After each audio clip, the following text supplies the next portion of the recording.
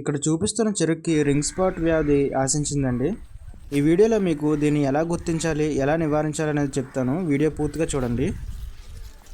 ముందుగా దీన్ని ఎలా గుర్తించాలనేది చూస్తే ఇక్కడ చూపిస్తున్న విధంగా ఇది వస్తే ఆకుల మీద వృత్తాకారపు లేదా అండాకారపు మచ్చలు ఏర్పడతాయి. ఈ మచ్చలు మొదట చిన్నవిగా ఉండి తర్వాత గోధుమ రంగులోకి ఒక రింగ్ ఆకారంలోకి మారుతాయి. దీని తీవ్ర స్థాయిలో ఈ మచ్చలన్నీ కలిసిపోయి ఆకులు ఎండిపోతాయి. ఎక్కువగా తేమ, వర్షాకాలం, అధిక ఉష్ణోగ్రత ఉన్నప్పుడు ఈ వ్యాధి ఎక్కువగా వస్తుంది. వీడియోని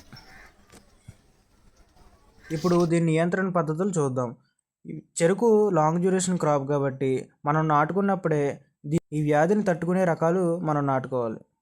పాత పొలంలో ఉండే చెరుకు ఆకులను కాల్చివేయాలి. అలాగే పొలంలో గాలి సరిగా ఆడేలా చూసుకోవాలి.